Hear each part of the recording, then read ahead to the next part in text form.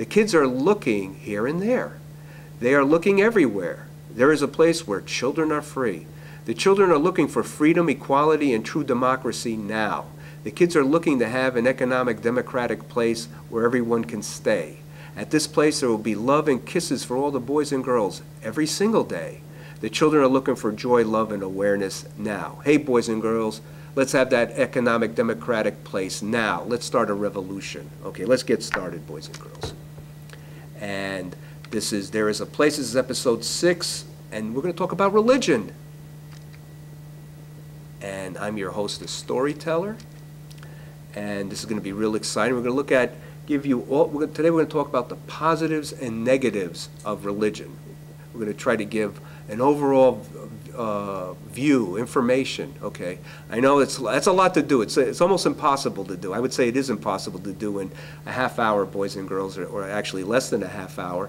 But we're going to try to give you an overview when we look at all the religions of the world, their positive consequences real quickly, generally speaking, and their negative consequences. And they're all guilty of negative consequences, but also they have their positives when we look at them historically. So let's get started. Let's first start off with the positives. Let's always begin with a positive. When we look at the positive consequences of religion, maintains and integrates society. That's right, boys and girls. Look, when Jesus started his new movement, by Mohammed, Krishna, Buddha, Abraham, Moses. By the way, boys and girls, the founders of all religions were radical left. Get rid of the old to change to something new. And basically, all religions was the idea of getting people together and integrating them to set up something new, also to help people survive. Okay? If you think about, pick a religion, okay? Moses keeping Jews together as they crossed, as they left Egypt and went looking for the promised land, for 40 years. He had to keep them together until they got to their place. Muhammad, starting a whole new society. Think about it. Here was all these tribes, different tribes, living in the Middle East, and he's uniting them. They were fighting against each other. Here he is uniting all these different tribes. Okay, so you can see the roots of different religions. They all did that. All the founders of all the religions involved maintaining and integrating society. Producing a sense of group identity. Yeah, well, the thing is, as human beings, boys and girls, we have to be part of a group. Okay? And religion does offer an identity, and in the past, that identity was very much needed. Okay? Way back when, if you look at the founders of all these religions that I talked about, these major religions of the world, first of all, people did not know how to read and write back then. So there was a need for a prophet to lead, to tell the people. Also, the knowledge of science was very limited back then. So how things were told to people to get them to do the right thing in order to survive was where this is the role of religion and the idea that people had this identity. Okay, so this is important to realize. When you hear some people say, for instance, in the Muslim religion, a lot of times they say Muhammad is the last great prophet. Well, they're correct. He is going to be the last great prophet because now people know how to read and write. The need for a prophet is no longer there. That's why he's the last one. 1,500 years ago. If you got to look at all these great prophets we're talking about, most people did not know how to read and write. Today, people know how to read and write. Plus, we have more knowledge of science than they had back then. So this is the importance of religion in its history as far as keeping people together to survive, giving them an identity. Emphasizes social rules and values. Yeah, religion, they have a certain part of them. No question about it, good rules to follow, in order to work with each other. By the way, all the major religions of the world that I mentioned, boys and girls, Hindu, Buddhism, the Muslim religion, Christianity, and Judaism, and we'll throw in Taoism too, and some others if you could think of any. But these are some of the major ones. What they all have in common, boys and girls, they all have the tenets of peace and love. Think about it, boys and girls. If all the clergy of all the religions were enforcing the tenets of peace and love, say no workers fight against other workers, there'd be no wars.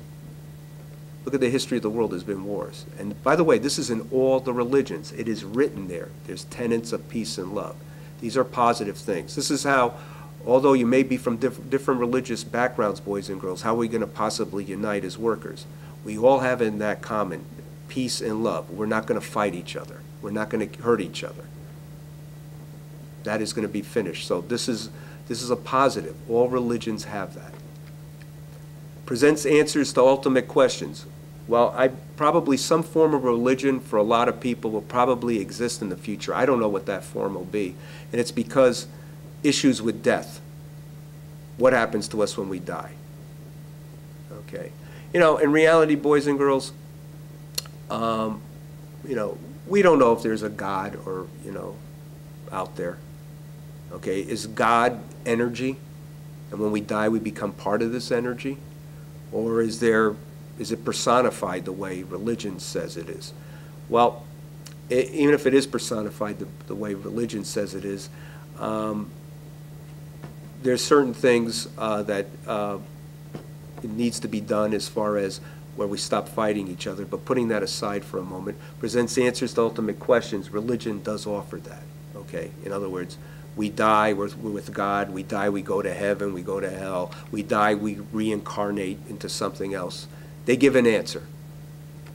Okay, whether it's correct or not, that's not the issue. Okay, it does, you know, it helps us live our life. Okay, let's move on. Supplies people with rites of passage. Yes, today, as in the past, a majority of people, when they do get married, for instance, they want it to be a religious ceremony. That's, you know, that's still there.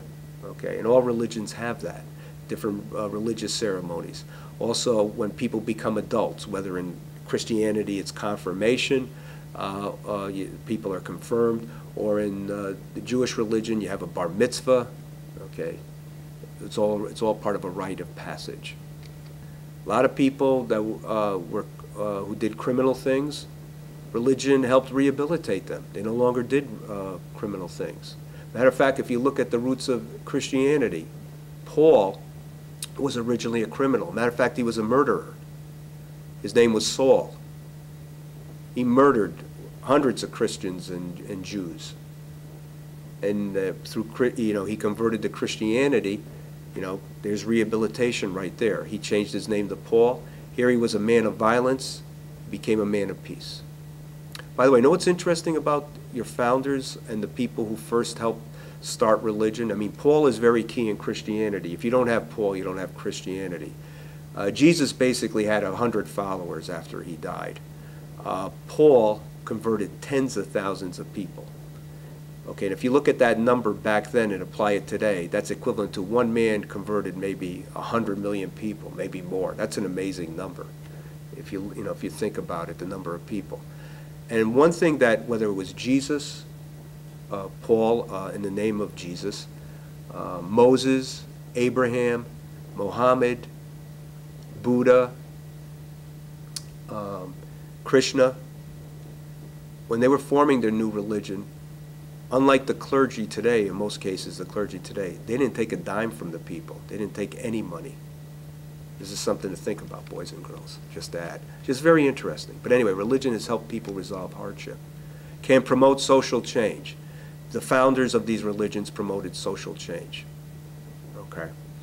Okay, what Muhammad did, here were these hurting societies, fighting each other, violence. He united all of them and set up an advanced hurting society.